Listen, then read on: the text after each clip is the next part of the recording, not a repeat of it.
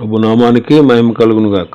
ఇప్పుడు వచ్చిన మీ అందరికీ కర్మిలాత్మీయ సహవాస సంఘ విశ్వాసులందరికీ మన ప్రభువును ప్రియరక్షకుడునైన యేసుక్రీస్తు వారి శ్రేష్టమైన నామలో శుభములు మరియు అందరికీ వందనాలండి. నిర్గమాకాండం 35వ అధ్యాయాన్ని ధ్యానం చేసుకుంటున్నాం. 10వ వచనాన్ని ఒకసారి చదువుతాను. మరియు వివేక హృదయులందరూ వచ్చి యెహోవా ఆజ్ఞాపించినవన్నీ చేయవలెను. వివేక హృదయులందరూ వచ్చి ప్రత్యక్ష గుడారములో దేవుడు ఏ ఏ ఉపకరణాలు చేయమని చెప్పారో వాటిని యెహోవా ఆజ్ఞాపించినవన్నీ చెయ్యాలి. గత దినం మనం ధ్యానం చేసుకున్నాం. వివేక హృదయం ఉండాలి దేవుని పని చేయుటలో. రెండవది, యెహోవా ఆజ్ఞాపించినవన్నీ చేయవలెను. వివేకంతో చేయాలి. అదే సమయంలో ఆయన ఆజ్ఞాపించినవే చెయ్యాలి. ఆయన ఆజ్ఞాపించినవే చెయ్యాలి. ప్రభు చెప్పినవి కాకుండా మనం ఎంత నిపుణులమైనా సరే ప్రభు చెప్పినట్టు కాకుండా మన సొంత జ్ఞానం చొప్పున చేయడం, దానివల్ల ప్రయోజనం ఉండదు. పేతురు చేపల పట్టుటలో చాలా తెలివైనవాడు. చేపల పట్టుటలో చాలా తెలివైనవాడు.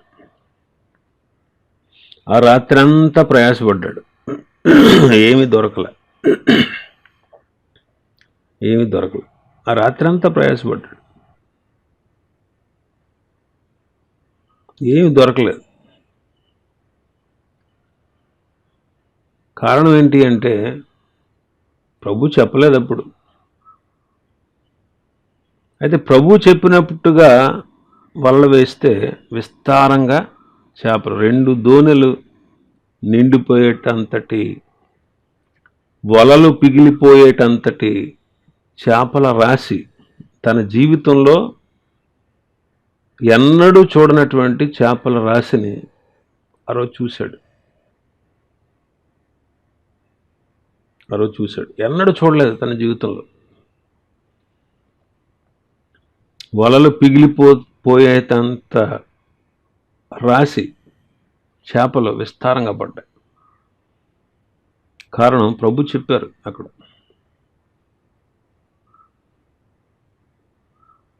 ఆయన మీతో చెప్పినది చెయ్యండి అంది మరియ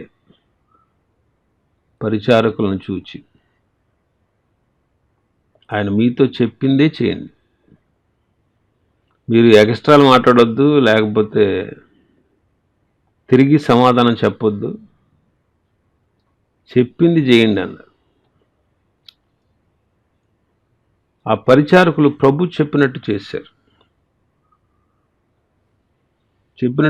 ఎలా అంటే వాళ్ళలో ఎంత విధేయత అంటే, ఆ బాణల నీళ్లతో నింపండి అంటే అంచుల మట్టుకు నింపారంట. అంచుల మట్టుకు నింపిరి అని ఉంటుంది అక్కడ యోహాను సువార్త 2వ అధ్యాయం. ముంచి విందు ప్రధానికి తీసుకెళ్ళండి అంటే అవి ఏంటో తెలుసు వాళ్ళకి. అందులో ఏం పోసారు వాళ్ళు? నీళ్లు పోసారు. ఇదేంటి ప్రభు, నీళ్లు కదా ఇవి, ఎలా తీసుకెళ్ళాం అని అడగలే వాళ్ళు. చెప్పినట్టు చేశారు అంతే.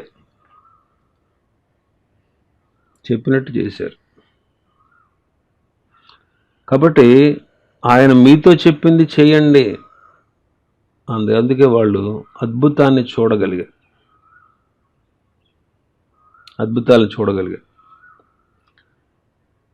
మనం ఆయన చెప్పినట్టు చేయడమే కాకుండా ఆయన ఆజ్ఞాపించినవి మాత్రమే చేయాలి. ఆయన చెప్పిన వాటిలో కూడా కొన్ని చేసి కొన్ని మానేయకూడదు, అది మంచిది కాదు. ఆయన చెప్పినట్లే చేయుట,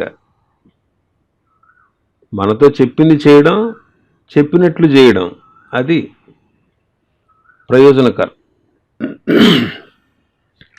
ఆదికాండం 6వ అధ్యాయం, ఆదికాండం 6వ అధ్యాయం 22. నోవహు అట్లు చేసెను, దేవుడు అతనికి ఆజ్ఞాపించిన ప్రకారము యావత్తూ చేశాను. దేవుడు తనకు ఆజ్ఞాపించిన ప్రకారము యావత్తూ చేశాను, చెప్పినట్లు చేశాను, అట్లు చేశాను అన్నాడు. అట్లంటే ఈ పెసరట్లు మినపట్లు అనుకున్నారు. దేవుడు చెప్పినట్లు, దేవుడు కొన్ని కొలతలు ఇచ్చాడు. ఇదిగో ఇలా చేయాలి, వాడ ఇన్ని అంతస్తులు కలిగి ఉండాలి, ఎక్కడ ద్వారం ఉండాలి, ఎక్కడ కిటికీ ఉండాలి, ఇదిగో పొడవు ఎంత ఉండాలి, వెడల్పు ఎంత ఉండాలి, ఎత్తు ఎంత ఉండాలి, ఇవన్నీ చెప్పాడు ప్రభు నోవహుకి.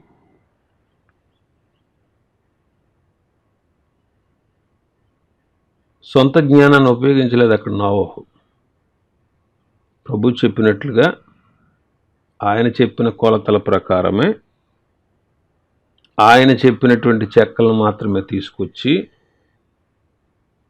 ఆయన చెప్పిన విధంగానే ఆయన చేశారు. అంతేగాని సొంతంగా తను ఇంకేమీ చేయలేదు. ప్రభు ఏది చెప్పాడో, ఎలా చెప్పాడో అలాగే చేశాడు. దేవుడు తనకు ఆజ్ఞాపించిన ప్రకారము చేశాడు.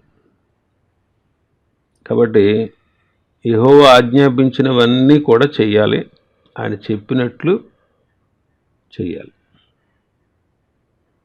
ఆయన చెప్పినట్లు చేయాలి. తర్వాత 20వ వచనం నుంచి 29వ వచనం వరకు ఒకసారి చదువుతాను. నిర్గమాకాండం 35. ఇశ్రాయేలుల సర్వసమాజం అంతయు మోషే ఎదుటి నుండి వెడలిపోయాను. తరువాత ఎవని హృదయము వారిని రేపెనో, ఎవని మనస్సు వారిని ప్రేరేపించునో వారందరూ వచ్చి ప్రత్యక్ష గుడారం యొక్క పని కొరకును, దాని సమస్త సేవ కొరకును, ప్రతిష్ఠిత వస్త్రముల కొరకును యెహోవాకు అర్పణలు తెచ్చారు. స్త్రీలు కానీ పురుషులు కానీ ఎవరెవరి హృదయములు వారిని ప్రేరేపించునో వారందరూ యెహోవాకు బంగారు అర్పించిన ప్రతివాడు ముక్కరలను, పోగులను, ఉంగరములను, తావళములను, సమస్త విధములైన బంగారు వస్తువులను తెచ్చిరి. మరియు నీల, ధూమ్ర, రక్తవర్ణములు, సన్ననార, మేక వెంట్రుకలు, ఎర్ర రంగు వేసిన పొట్టేళ్ల తోళ్ళు, సముద్ర వత్సల తోళ్ళు, వీటిలో ఏది ఎవరి యొద్ద ఉండెనో వారు వాటిని తెచ్చిరి. వెండి గాని ఎత్తడి గాని ప్రతిష్ఠించిన ప్రతి వాడును యెహోవాకు ఆ అర్పణము తెచ్చెను.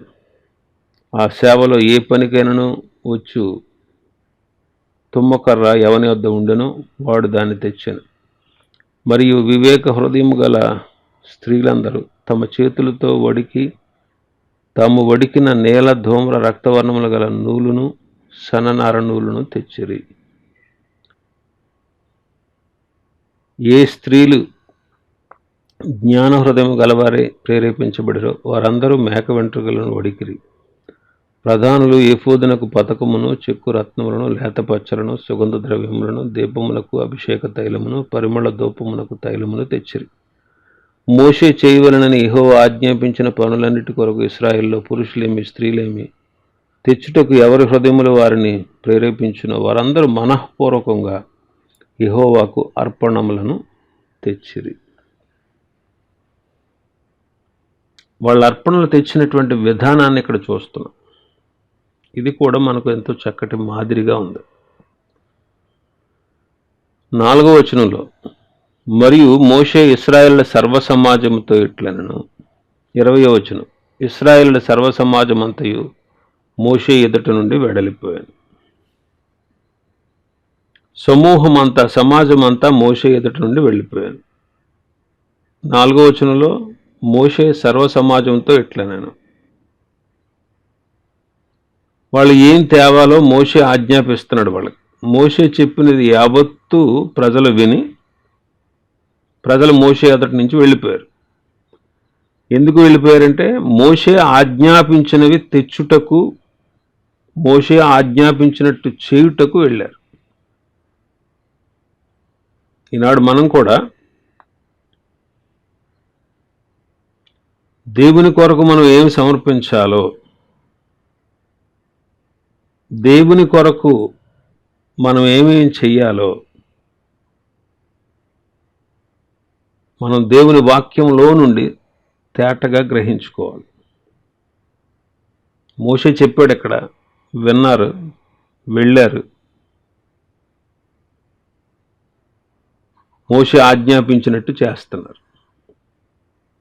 దావీదు దేవాలయాన్ని కట్టాలనుకున్నాడు, ఆశపడ్డాడు, అది మంచిదే. అయినా దేవాలయాన్ని కట్టుటకు, దావీదు కట్టడానికి అది దైవ చిత్తం కాదు. సొలొమోను కట్టడం అనేది అది దైవ చిత్తం. కాబట్టి దేవుని చిత్తాన్ని మనం సంపూర్ణంగా పరిశీలనగా తెలుసుకొని దేవుని చిత్తాన్ని చేయాలి. అందుకే రోమపత్రికలో పౌలు గారు అంటాడు, ఉత్తమమును అనుకూలమునైన దేవుని చిత్తాన్ని మీరు పరీక్షించి తెలుసుకున్నట్లు మీ మనస్సు మారి రూపాంతరం పొందాలి. దేవుని చిత్తాన్ని మనం తెలుసుకోవాలి. వాళ్ళు కూడా పలానా అర్పణ తీసుకొస్తే మంచిది అని అనిపించవచ్చు వాళ్ళకి, కానీ దేవుని దృష్టికి ఏది అనుకూలం, అది ఆయన ఏం చెప్పాడో అది తేవాలి. మనం కూడా ఈ రోజుల్లో ఏ పని చేసినా ఇది దేవుని చిత్తమా కాదా, ఇది దేవుడు ఇష్టపడతాడా లేదా అనే విషయాన్ని మనల్ని మనం పునర్విమర్శ చేసుకోవాలి. మనకు తోచిన విధంగా వెళ్ళిపోవడం కాదు, మనకు తోచిన విధంగా చేయడం కాదు. పరిశుద్ధులందరూ, దేవుని భక్తులందరూ, సేవకులందరూ, అపోస్తలులందరూ దేవుని చిత్త ప్రకారంగానే నడిచారు. యాక్చువల్గా పౌలు, శీల వీళ్ళు ఆసియాలో వాక్యం చెప్పడానికి బయలుదేరారు. ఆసియాలో వాక్యం చెప్పడానికి బయలుదేరారు. అయితే పరిశుద్ధాత్ముడు వారిని ఆటంకపరిచాడు. వారిని ఏం చేశాడు? ఆటంకపరిచాడు, చెప్పకూడదని. అందుకే వాళ్ళని ఐరోపా ఖండానికి నడిపించాడు, మాసిదోనియా దేశానికి తీసుకువెళ్ళాడు. ఆసియాలో వాళ్ళు దేవుని వాక్యం చెప్పాలని అనుకోవడం మంచిదే, అది వాళ్ళ ఆలోచన. కానీ దేవుని ఆలోచన ఏంటి? వాళ్ళు చెప్పాల్సింది అక్కడ కాదు, ఐరోపా ఖండంలో ఉన్నటువంటి మాసిదోనియా దేశానికి వెళ్ళి అక్కడ వాళ్ళు చెప్పాలి. అపొస్తలుల కార్యములు 16వ అధ్యాయంలో ఉంటుంది అన్నమాట. 6వ వచనం చదవండి ఒకసారి. ఆసియాలో వాక్యము చెప్పకూడదని పరిశుద్ధాత్మ వారిని ఆటంకపరిచినందున వారు పృగియా, గలతీయ ప్రదేశముల ద్వారా వెళ్ళారు. బితూనియాకు వెళ్ళుటకు ప్రయత్నం చేశారు, కానీ దేవుని ఆత్మ వారిని వెళ్ళనివ్వలేదు. అంతటి వారు మసియాను దాటిపోయి త్రోయకు వచ్చారు. అప్పుడు మాసిదోనియా దేశస్థుడు ఒకడు నిలిచి, నీవు మాసిదోనియాకు వచ్చి మాకు సహాయం చేయమని తనను వేడుకొనుచున్నట్లు రాత్రి వేళ పౌలు నాకు దర్శనం కలిగి. అతనికి ఆ దర్శనం కలిగినప్పుడు వానికి సువార్త ప్రకటించుటకు దేవుడు మమ్మల్ని పిలిచి ఉన్నాడని మేము నిశ్చయించుకుని వెంటనే మాసిదోనియాకు బయలుదేరుటకు యత్నము చేసింది. దేవుని పని చేయడం మంచిదే, వాక్యం చెప్పడం అనేది తప్పండి. ఆసియాలో వాక్యం చెప్పడం అనేది తప్పేం కాదు, కానీ అది దేవుని చిత్తమా కాదా అని మనం తెలుసుకోవాలి. కాబట్టి వాళ్ళందరూ కూడా, ఇశ్రాయేలు అందరూ కూడా దేవుడు మోషే ద్వారా ఆజ్ఞాపించినదంతా విని అలా చేయడానికి వెళ్ళారు.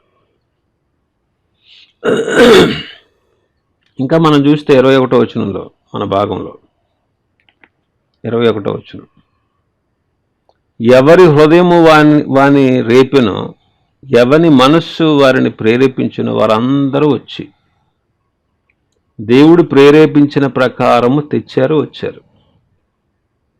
ఎవరి హృదయమును దేవుడు ప్రేరేపించారో, ఎవరి మనస్సును ప్రేరేపించారో, స్త్రీలు కానీ పురుషులు కానీ ఎవరెవరి హృదయాలను ప్రభు ప్రేరేపించారో వారు వచ్చారు, వారు తీసుకొచ్చారు అర్పణలు. ఈ దినాల్లో దేవుని పిల్లలైనటువంటి మనం కూడా దేవుని పరిశుద్ధాత్మ ప్రేరేపణను అనుసరించి చేయాలి. ప్రేరేపించేవాడు దేవుడు, ఆయన ఆత్మ మనల్ని ప్రేరేపిస్తుంది. ఎజ్రా కాలంలో ఎజ్రా గ్రంథం 1వ అధ్యాయం, ఎజ్రా గ్రంథం 1వ అధ్యాయం 1వ వచనం, పారసీక దేశపు రాజు అయిన కోరెషు ఏలుబడిలో 1వ సంవత్సరమందు ఇర్మియా ద్వారా పలకబడిన తన వాక్యమును నెరవేర్చుటకై యెహోవా పారసీక దేశపు రాజు అయిన కోరెషు మనస్సును ప్రేరేపించగా అతడు తన రాజ్యమందంతటా చాటింపు వేయించి వ్రాత మూలముగా ఇట్లు ప్రకటన చేయించెను. ఆకాశమందలి దేవుడైన యెహోవా లోకమందున్న సకల జనులను నా వశము చేసి యోధా దేశమందున్న యెరూషలేములో తనకు మందిరమును కట్టించమని నాకు ఆజ్ఞ ఇచ్చి ఉన్నాడు. యెహోవా కోరెషు మనస్సుని ప్రేరేపించారు. 5వ వచనంలో కూడా మనం చూస్తే, అప్పుడు యోధా పెద్దలను, బెన్యామీనీయుల పెద్దలను, యాజకులను, లేవీయులను ఎవరెవరి మనస్సు దేవుడు ప్రేరేపించిన వారందరూ వారితో కూడుకుని వచ్చి యెరూషలేములో ఉండు యెహోవా మందిరమును కట్టుటకు ప్రయాణమయ్యేది. కోరెషు మనస్సును దేవుడు ప్రేరేపించాడు. 5వ వచనంలో ఎవరెవరి మనస్సును దేవుడు ప్రేరేపించెనో అక్కడ మనం చదువుతున్నాం. కాబట్టి పరిశుద్ధాత్ముడు మనల్ని ప్రేరేపించేవాడు. ఇప్పుడు పరిశుద్ధ లేఖనాలన్నీ కూడా ఎలా రాశారు? దైవావేశం వల్ల కలిగిన ప్రతి లేఖనం కూడా మనుషుల జ్ఞానం చేత రాయలేదు.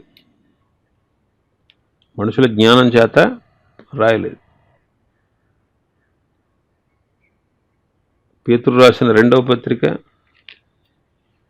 2వ అధ్యాయం 1వ అధ్యాయం 21వ వచనం, ఎలయనగా ప్రవచనము ఎప్పుడును మనుషుల ఇచ్ఛను బట్టి కలగలేదు గాని మనుషులు పరిశుద్ధాత్మ వలన ప్రేరేపింపబడిన వారే దేవుని మూలముగా పలికిరి. ప్రవచనం ఎలా పలికారు? పరిశుద్ధాత్మ వలన ప్రేరేపించబడిన వారే దేవుని మూలంగా పలికారు. కాబట్టి పరిశుద్ధాత్ముడు ప్రేరేపిస్తాడు. ప్రేరేపించేవాడు పరిశుద్ధాత్ముడు. అందుకే తెస్సలోనికైలకు రాసిన 2వ పత్రిక 3వ అధ్యాయం 5వ వచనం, దేవుని అందలి ప్రేమయో క్రీస్తు చూపిన ఓర్పును మీకు కలుగునట్లు ప్రభువు మీ హృదయములను ప్రేరేపించునుగాక. దేవుని అందలి ప్రేమ, క్రీస్తు చూపిన ఓర్పు మీకు కలిగేటట్లుగా దేవుడు మీ హృదయాల్ని ప్రేరేపిస్తాడు అంటున్నాడు. కాబట్టి ప్రభువు మన హృదయాలను ప్రేరేపిస్తాడు. దేవుడే తన ఆత్మ ద్వారా మనల్ని ప్రేరేపిస్తాడు. ఒకవేళ దేవుని పనికి ఇవ్వాలన్నా, దేవుని సువార్త ప్రకటించుటకు మనం సహాయపడాలన్నా, దేవుని పనిలో మనం ఏకీభవించాలన్నా, దేవుని ఆత్మ ప్రేరేపణను బట్టి దేవుని కొరకు మనం పనిచేసేవారుగా ఉండాలి. దేవుని ఆత్మ ప్రేరేపణను బట్టి మనం పనిచేయాలి. ఇంకా మనం చూస్తే వాళ్ళందరూ కూడా మనఃపూర్వకంగా తెచ్చారంట, అర్పణలు తెచ్చారు. 29వ వచనంలో మన భాగంలో, మోషే చేయవలనని యెహోవా ఆజ్ఞాపించిన పనులన్నిటి కొరకు ఇశ్రాయేలీయుల్లో పురుషులేమి స్త్రీలేమి తెచ్చుటకు ఎవరి హృదయములు వారిని ప్రేరేపించునో వారందరూ మనఃపూర్వకంగా యెహోవాకు అర్పణలు తెచ్చిరి. ఎలా తెచ్చారట? మనఃపూర్వకంగా తెచ్చారట.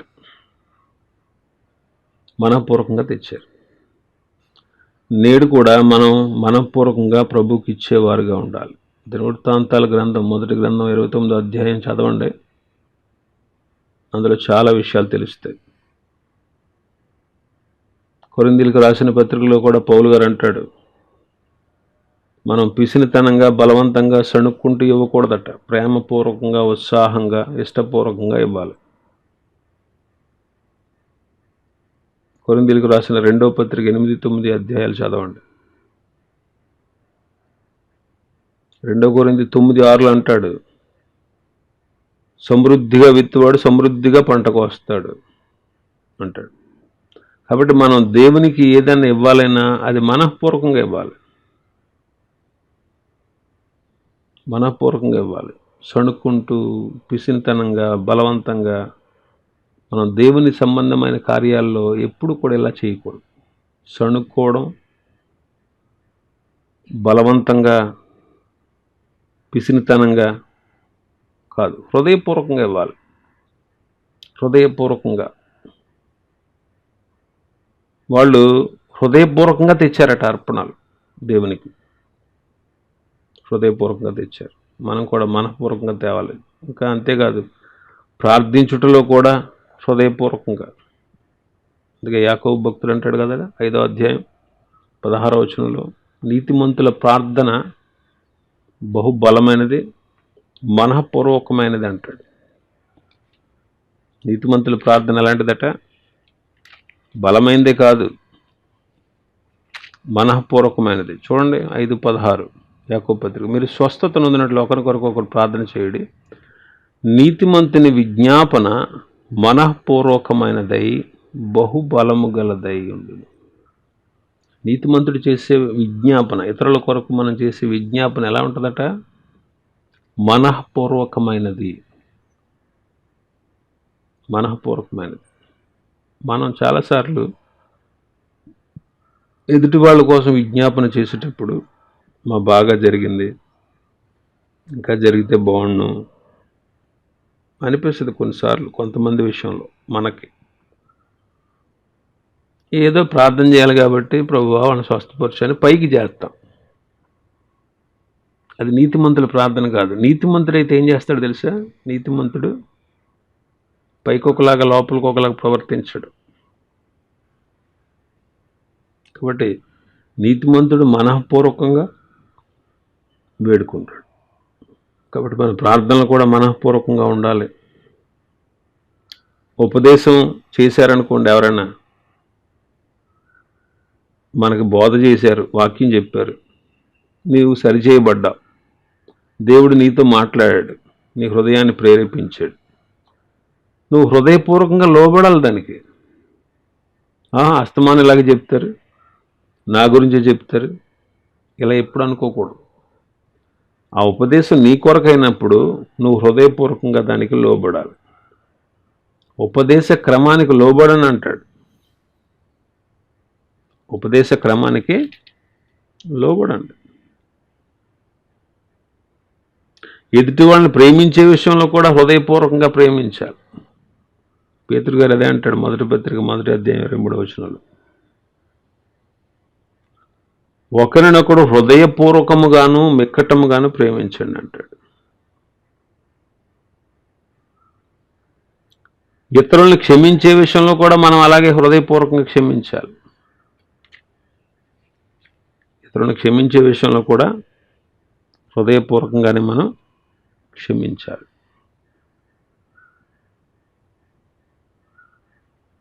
ఉపదేశ క్రమానికి హృదయపూర్వకంగా లోబడాలి. రామపత్రిక 6వ అధ్యాయంలో అంటాడు 17వ వచనం, మీరు పాపమునకు దాసులు ఉంటారు, కానీ ఏ ఉపదేశ క్రమమునకు మీరు అప్పగింపబడుతారో దానిని హృదయపూర్వకంగా దానికి లోబడండి. ఉపదేశ క్రమానికి హృదయపూర్వకంగా ఏం చేయాలి? లోబడాలి. మత్తయి సువార్త 18:35. మత్తయి సువార్త 18:35, మీలో ప్రతివాడును తన సహోదరుని హృదయపూర్వకంగా క్షమింపని ఎడల నా పరలోకపు తండ్రియు ఆ ప్రకారమే మీ ఎడల చేయును. హృదయపూర్వకంగా క్షమించాలి ఎదుటివాడు. దాసుడైన వాడు యజమానుడికి సేవ చేయటంలో హృదయపూర్వకంగా చేయాలి. సంఘ కాపురులు సంఘాన్ని కాయటంలో ఇష్టపూర్వకంగా హృదయపూర్వకంగా పని చేయాలి. కాబట్టి వాళ్ళందరూ మనఃపూర్వకంగా తెచ్చారట అర్పణ. 4వది, వాళ్ళు ఇచ్చిన అర్పణలు ఏంటో మనం చదివాం. బంగారం, నీలదోమ్ర, రక్తవర్ణ వస్త్రాలు, సన్ననార, మేక వెంట్రుకలు, చర్మాలు, వెండి, ఇత్తడి, తుమ్మకర్ర, నూలు, రత్నాలు, సుగంధ ద్రవ్యాలు, తైలము, ఎవరెవరి వద్ద ఏమేమి ఉన్నాయో, ఏ పనికి ఏది అవసరమో అన్నీ తెచ్చారు. లోహాలు, రత్నాలు, సుగంధ ద్రవ్యాలు, విలువైనవి కూడా తెచ్చారు. అవి దేవుని కొరకు వాళ్ళు సమర్పించారు. వారి యొద్ద ఉన్నటువంటి విలువైనవి, అవసరమైనవి వాళ్ళు ధారాళంగా ఇచ్చారు. నేడు మనం కూడా మన అర్పణలు దేవుని కొరకు విలువైనవిగా సమర్పిస్తున్నామా, అది మనం గమనించాలి. మనకున్నవి దేవునికి ఇస్తున్నామా? దేవుని పనికి ఏ సమయంలో ఏది అవసరమో అది ఇస్తున్నామా? దినవృత్తాంతాల 1వ గ్రంథం 29వ అధ్యాయం చదవమన్నాను కదా. అందులో దావీదు, ఆ దేశ అధిపతులు దేవుని దేవాలయం కోసం సర్వ సమృద్ధిగా ధారాళంగా ఇచ్చారు. దావీదు అంటాడు, అవన్నీ ఇచ్చి విలువైనవి చాలా ఇచ్చాడు. ఒకసారి గమనించండి, చదవండి. 4వ వచనం నుంచి చదివితే అసలు చాలా విలువైన వాటిని ప్రభుకి ఇచ్చి అంటాడు దావీదు, నీ స్వసంపాద్యంలో కొంత మేము ఇచ్చాం అంటాడు. అంత ధారాళంగా ఇచ్చి కూడా వాళ్ళు తమను తాము తగ్గించుకుంటున్నారు. నేడు మన పరిస్థితి ఎలా ఉందో ఒకసారి ఆలోచించేయండి. ఇచ్చిన దాన్ని బట్టి చాలామంది అతిశయపడతా ఉంటారు. పేరు ప్రఖ్యాతుల కోసం ఇస్తూ ఉంటారు కొంతమంది. అది మంచిది కాదు. ఈ విషయంలో మనం చాలా పరిశీలించుకోవాలి. ఆది సంఘస్థులైతే తమ చర స్థిర ఆస్తులను అమ్మి ప్రభు కొరకు సమర్పించారట. ఆ మాట అపొస్తలుల కార్యం 2వ అధ్యాయంలో ఉంటుంది. అపొస్తలుల కార్యం 2వ అధ్యాయం 45వ వచనం, 44, 45. విశ్వసించిన వారందరూ ఏకముగా కూడి తమకు కలిగినదంతయు సమిష్టిగా ఉంచుకుని, అదియుగాక వారు తమ చర స్థిరాస్తులను అమ్మి, ఏమమ్మారంట? చర స్థిరాస్తులను కూడా అమ్మి అక్కరగా ఉన్న వారికి ఇచ్చారట. 4వ అధ్యాయం 36వ వచనంలో ఇంకొక ఆయన ఉన్నాడు. అపొస్తలుల కార్యంలో 4:36. కుప్రలో పుట్టిన లేవీయుడగు యోసేపును ఒకడు ఉండెను. అతనికి అపొస్తలులు హెచ్చరిక పుత్రుడని అర్థమిచ్చు బర్నబా అని పేరు పెట్టి ఉండిరి. అతడు భూమి గలవాడై ఉండి దానిని అమ్మి దాని వెల తెచ్చి అపొస్తలుల పాదముల యొద్ద పెట్టింది.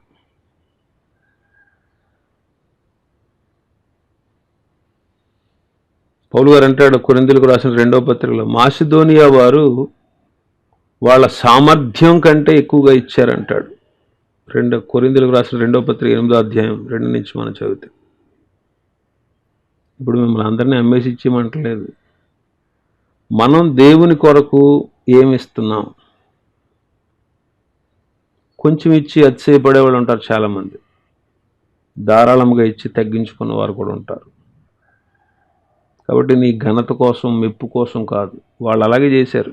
అననీయ, సప్ఫీరాలు బర్నబాను చూసి, పులిని చూసి నక్క వాతలెట్టుకుంది అన్నట్టు బర్నబాను చూసి ఈ అననీయ, సప్ఫీరాలు చేశారు. మనఃపూర్వకంగా చేశారా? చేయలేదు.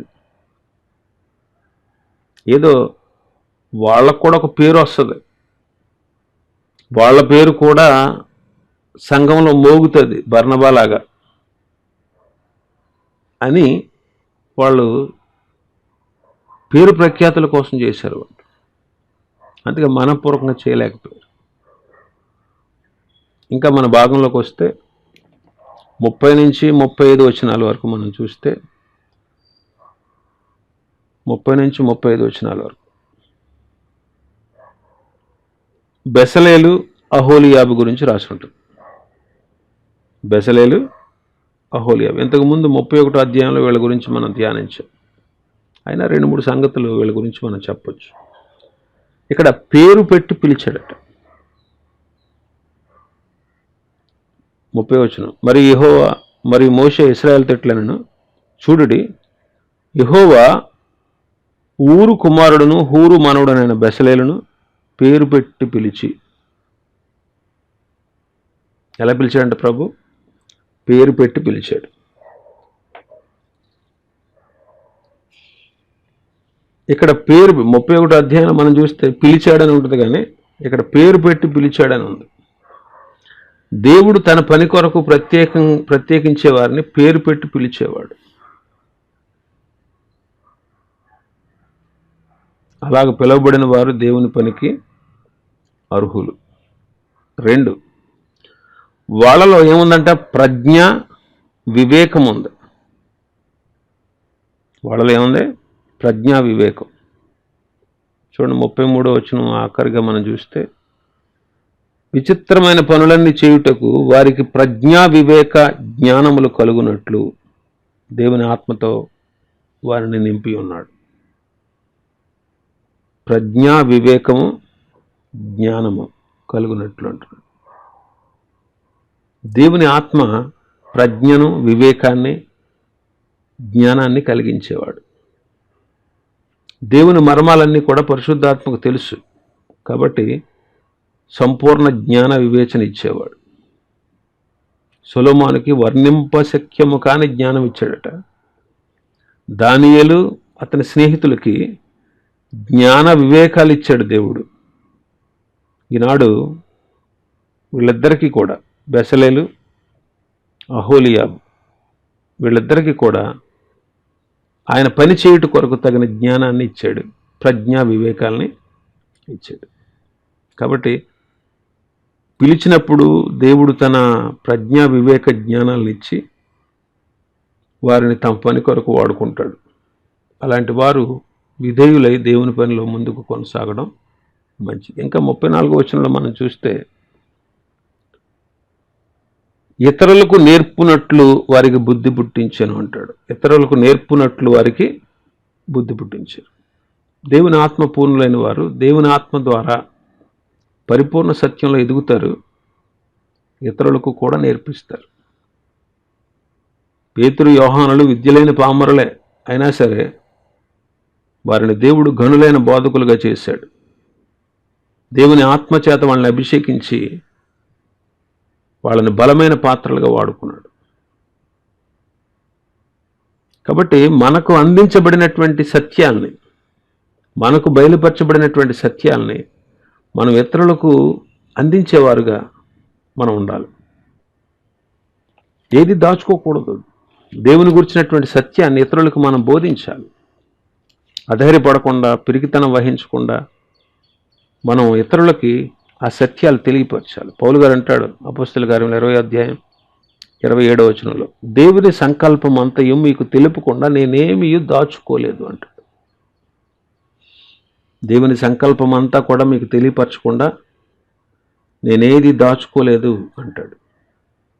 కాబట్టి ఈనాడు దేవుని సంకల్పం మనకు తెలుసు, దేవుని చిత్తం మనకు తెలుసు, దేవుని ఇష్టం మనకు తెలుసు.